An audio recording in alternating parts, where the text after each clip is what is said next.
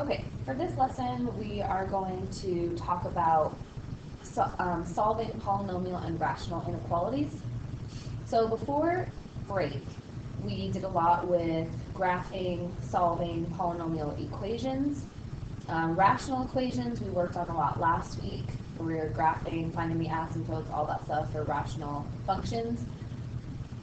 So we're going to take that and move forward and solve polynomial and rational inequalities. Today we're going to focus on solving by graphing, and then in class we'll talk about how you solve by hand. So go ahead and write down your learning target, be able to solve polynomial and rational inequalities by graphing, and also make sure you have a graphing calculator. So if you need to pause and go grab that, do so, but please make sure you have that handy. All right, so let's review. We have this equation, 2x squared minus x minus 6 equals 0.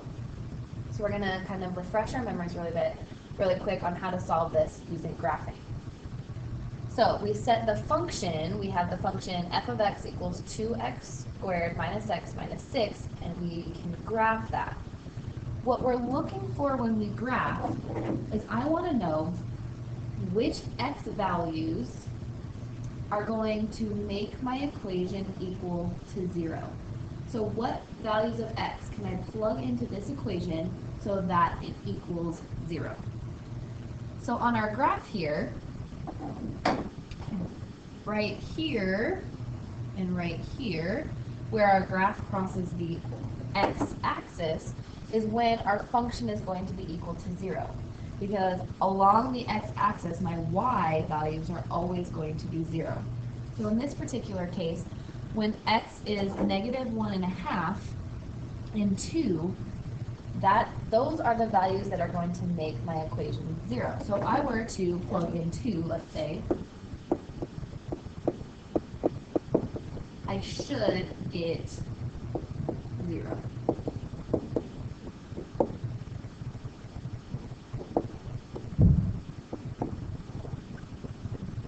So any value that makes my equation equal to 0 is what I'm looking for, and that would be negative 1.5 and 2. So we're going to take that, and instead now we want to look at an inequality. So 2x squared minus x minus 6.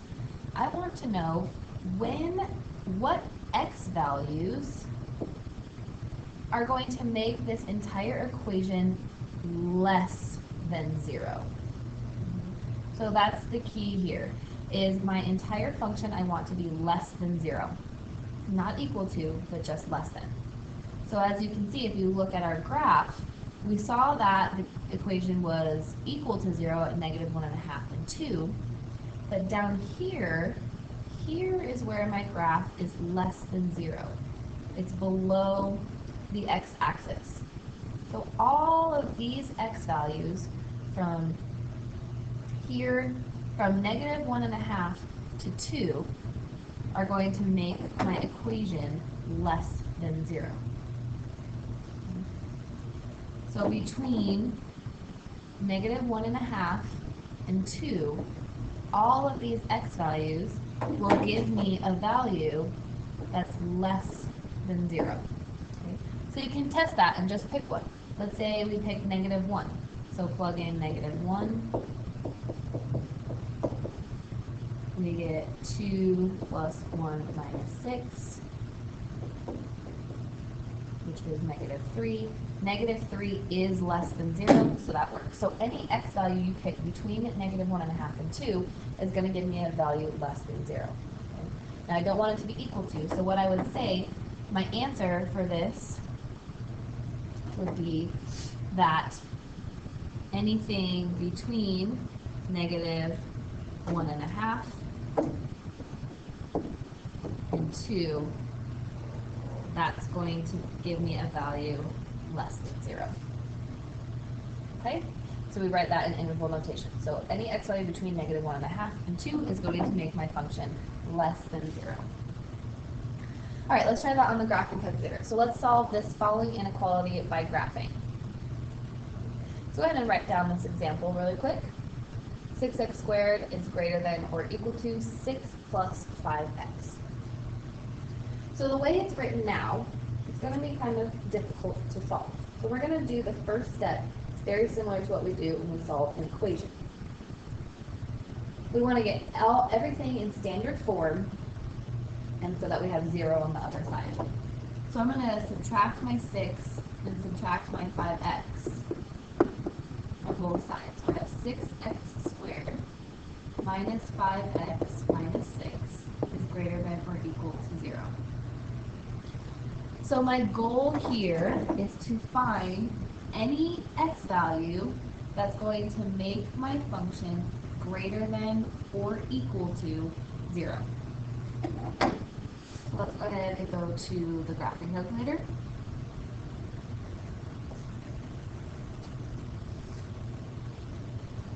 Plug in our function 6x squared minus 5x minus 6 and graph that. Here's the graph you should get. And we want to determine what x values are going to make my graph greater than or equal to 0. So, looking at our graph over here, and you have yours on the graphing calculator, anything that's greater than 0 is going to be any part of the function that is above my x-axis. Because at my x-axis is equal to 0, so above it is going to be greater than. So all of this here and all of this here is going to be greater than 0. So the x values, so think about what are the x values that I would need to plug in to get to that point. Well, starting from here, because we want it to be greater than or equal to 0, so starting at this point and all the way to negative infinity, that's going to give me points. If I pick any of those points from there, if I pick negative 1, negative 2, negative 3, and plug them in, I'm going to get a point somewhere up here on the graph. Also, starting at this point here, all the way to infinity, if I pick any of those numbers, so if I picked positive 2 or positive 3 and plug it into my function, I'm going to get a point up here on my graph. So we would say that the answer to this is going to be from negative infinity to, well, it looks like it's about a half, but we can't be sure. So let's go back to our graphing calculator and find that actual point. So remember how you can find the actual x-intercepts? Go to second calc, which is that where that trace button is, where my arrow is pointing. So second calc, and we want to find the zeros. So that second option, we want to find that x-intercept. So left bound, make sure you're to the left of that. Enter. Right boundary, make sure you're to the right of it. So negative 2/3 is that point right there. So here we have negative 2/3, 0.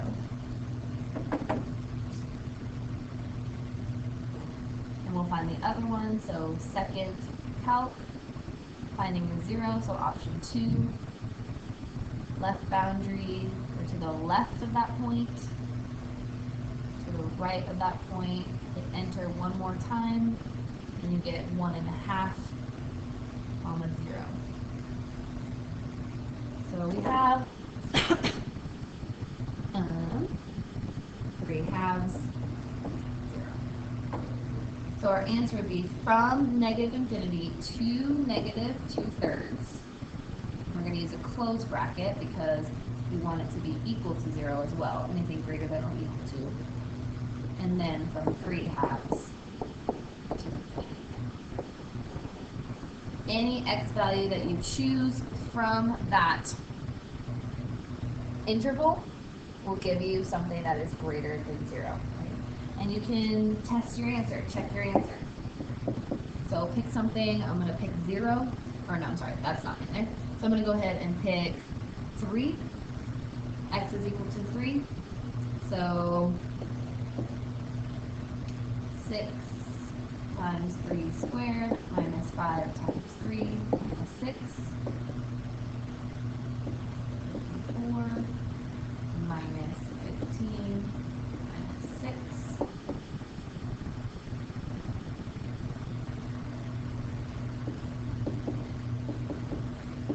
So you get 33. 33 is indeed greater than 0, so that works. And you can check both sides if you want to make sure that you got them both right. So that was check on the right side. I can check on the left side, so let's plug in -2.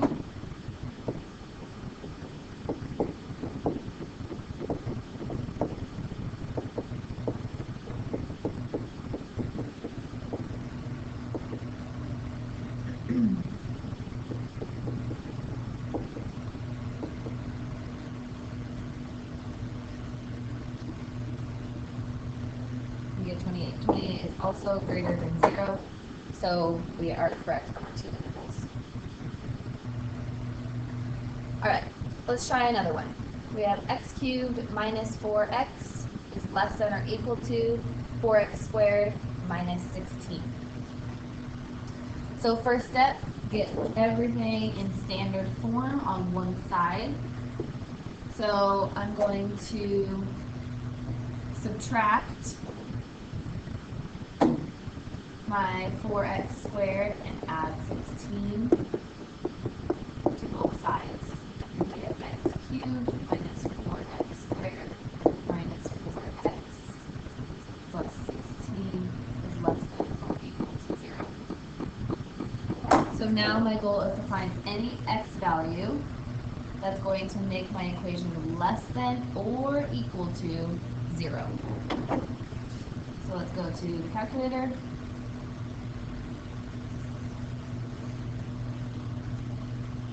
Plug in our function. X cubed minus 4x squared minus 4x plus 16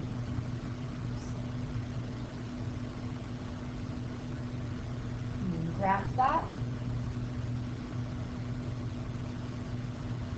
Okay. Kind of cuts off the top a little bit, so I'm going to change the window. How about y to positive 20, let's say. There we go.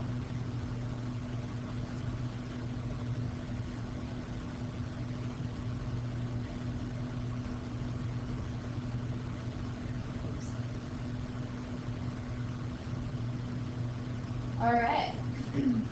So looking at our graph, trying to figure out which spot on our graph, move this over a little, which spot on our graph is going to give us values, or which x values are going to make our graph less than or equal to 0. So as you can see here,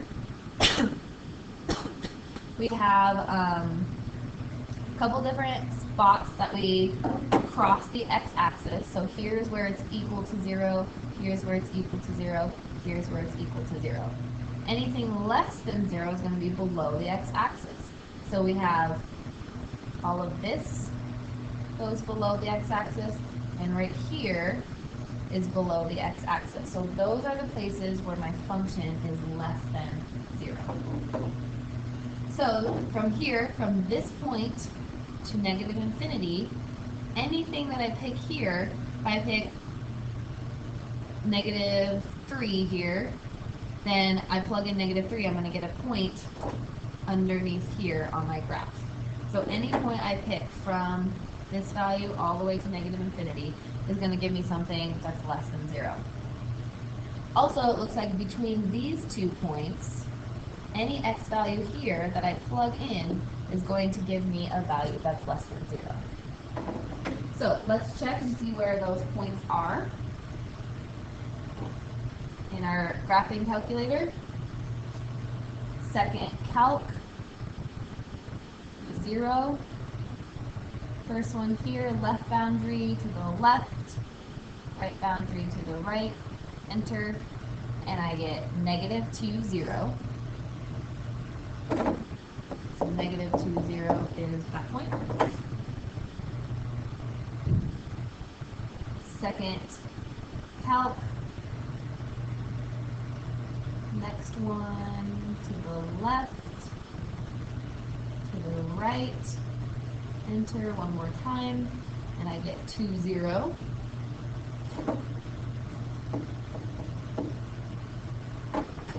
And then the last one, second calc, here we're to the left, to the right, enter one more time, and I get 4, 0.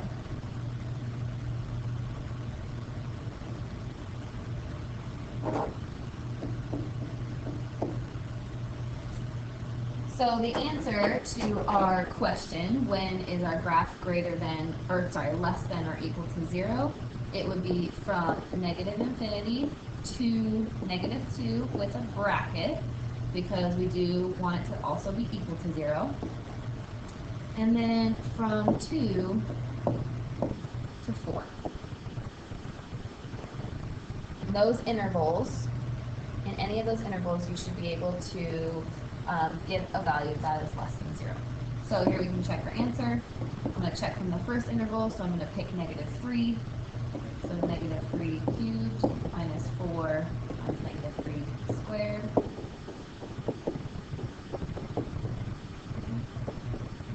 -7 plus 12, oops,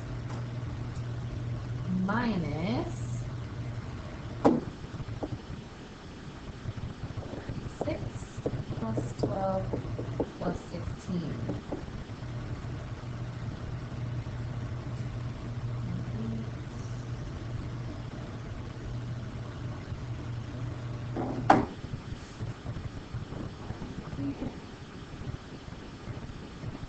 So 27 minus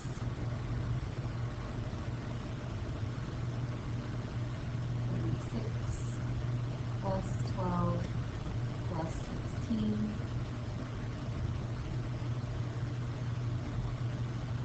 And you get 19. Oh, okay, so here we go. So -3 cubed is -27 there. So -27 minus 36 plus 12 plus 16 is -35, which is less than 0, so that interval works. Check our other interval. So let's pick 3. We'll plug in 3. So 3 cubed minus 4 times 3 squared minus 4 times 3 plus 16. 27 minus 36 minus 12 plus 16.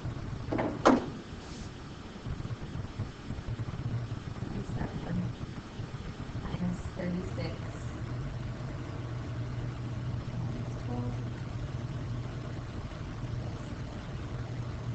-5. Okay. That is also less than 0, so we got the correct intervals. All right, I'm going to do one more example of the polynomial by graphing. If you want to skip this one example, if you feel like you've got it and want to skip this example, that's fine. If you feel like you still need some more practice, you can continue with me. So if you're skipping, then you need to stop when you get to the next example, which looks like this: 4x plus 5 over x plus 2. Okay? All right, if you are following along with me, let's go ahead and get this into standard form. So subtract 3x squared from both sides. So x cubed minus 3x squared is less than 0. So notice now we want equation numbers for x. That's going to make our equation less than 0, but not less than or equal to. So just less than 0. So into our calculator, we have x cubed minus 3x squared. Graph that.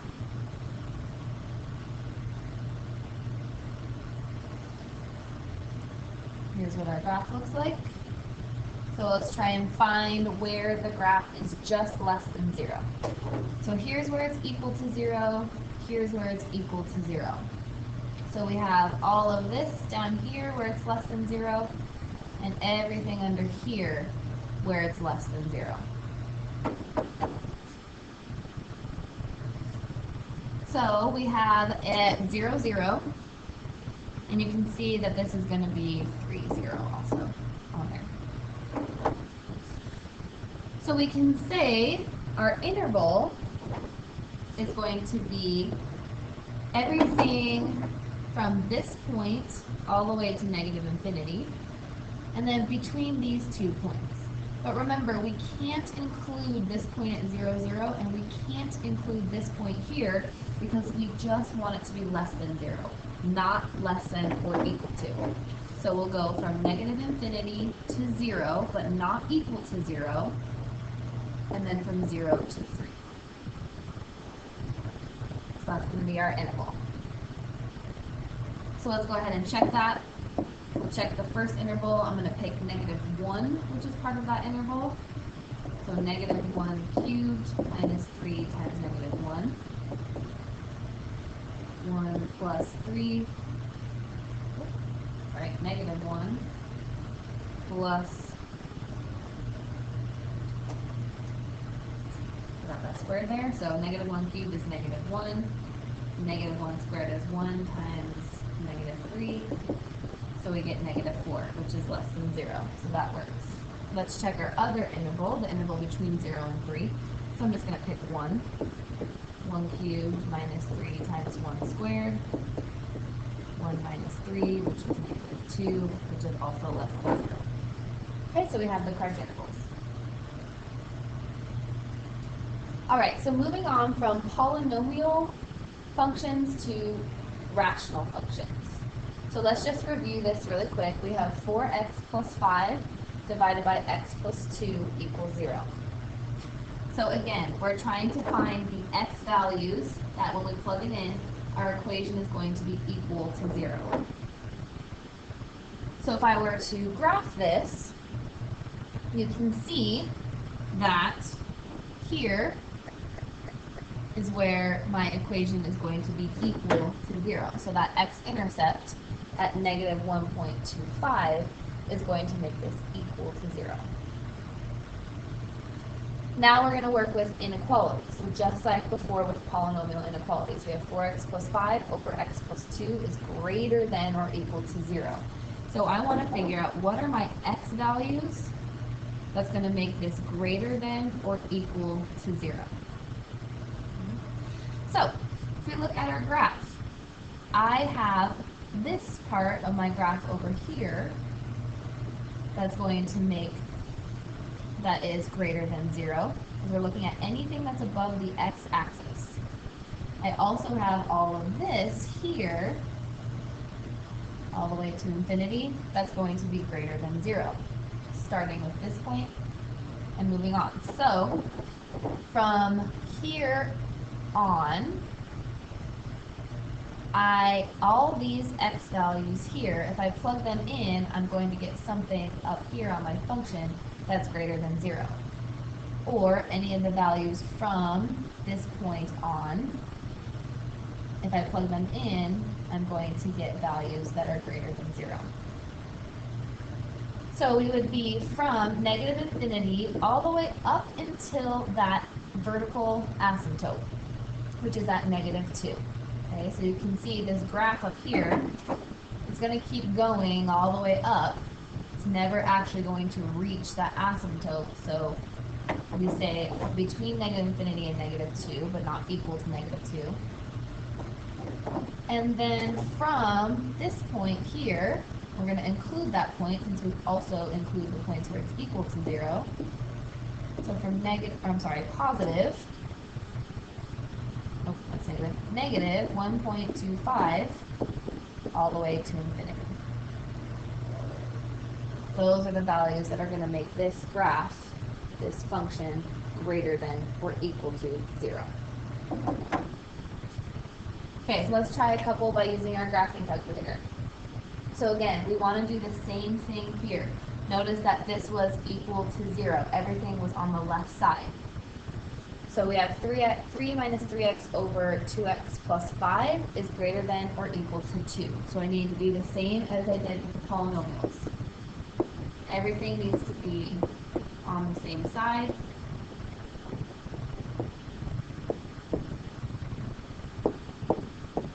So I want to figure out which x values are going to make my function greater than or equal to 0. Got the graphing calculator. Be careful how you put this into your graphing calculator. Parentheses around both the numerator and the denominator.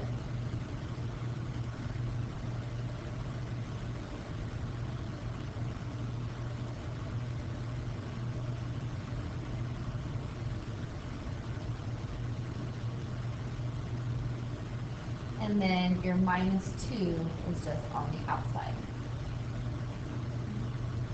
So graph that.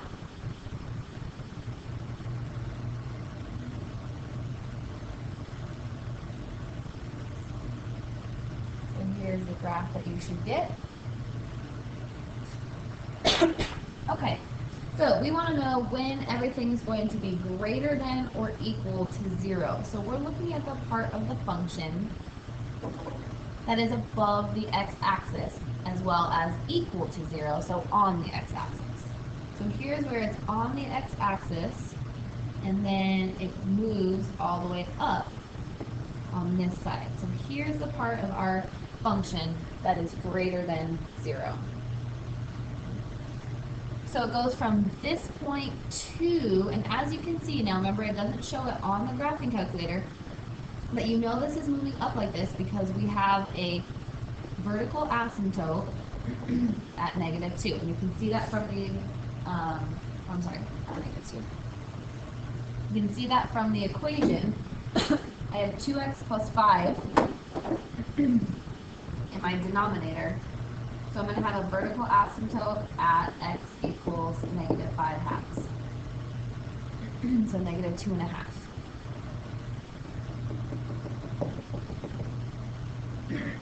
So this function right here, from this point on the x-axis, it will keep continuing up. I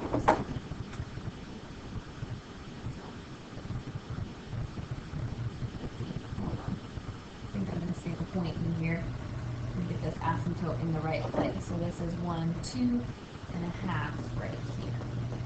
Okay. So from this point on our graph right here, all the way up, it's going to keep going until it gets really, really, really close to our asymptote, but never actually hits it. So we're going to say that our answer, our interval, where it's greater than 0, goes from negative 5 halves. That's where our asymptote is. It's not going to be equal to that, because we can't have anything on our vertical asymptote, all the way up until our x-intercept,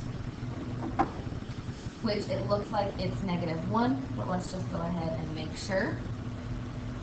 So second calc, looking for that 0 value, go to the left of it, to the right of it. Negative 1 is that value.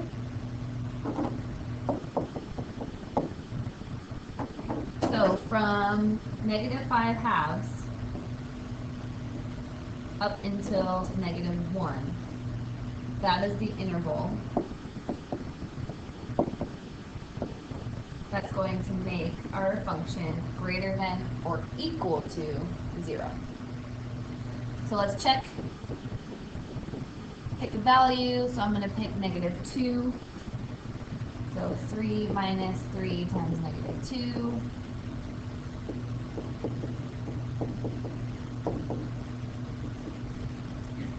So 3 plus 6 over 1. 7. 7 is greater than 0, so our interval works.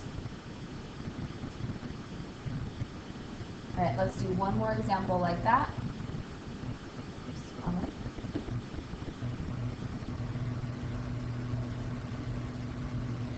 Okay, so here we have 5 over x minus 3 is greater than or equal to 3 over x plus 1.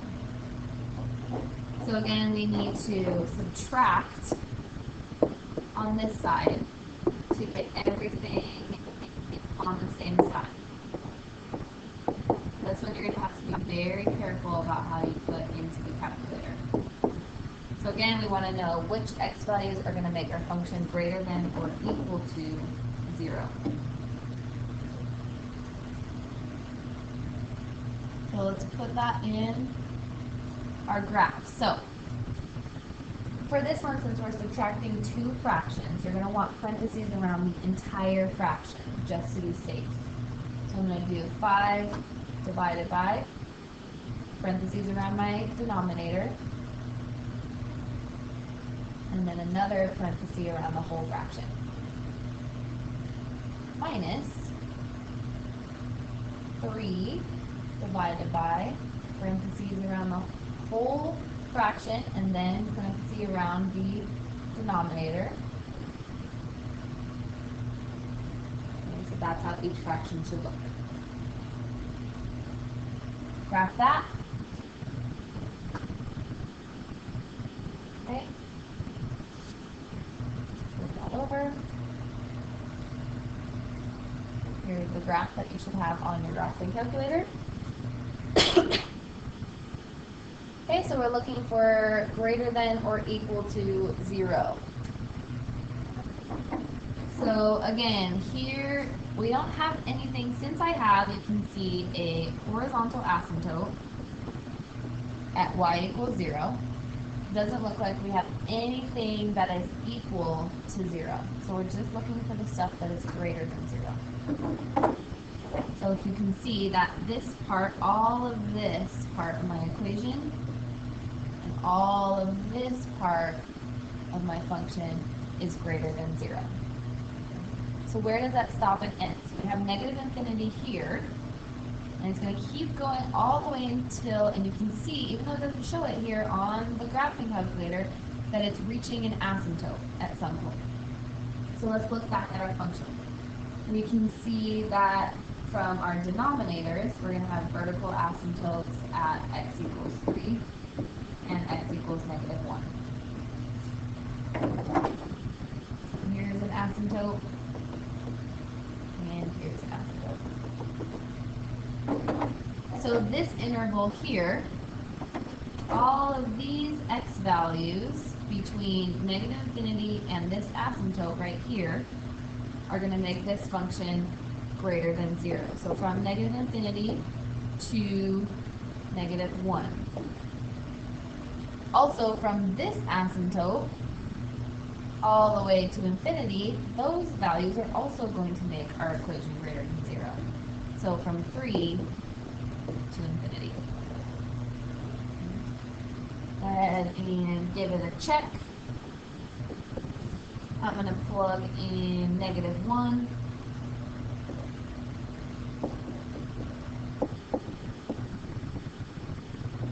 Oh, no, that doesn't work because that's our asymptote.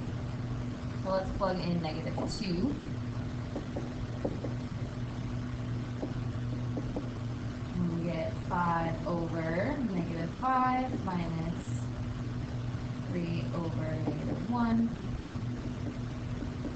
which is going to be negative 1 plus 3, which is 2. So greater than 0. That works. Let's check our other interval. Let's plug in 4.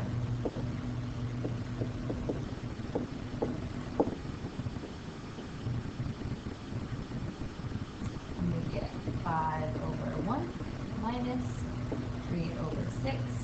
So 5 minus a half, 4 and a half, which is greater than 0. So we found those correct intervals.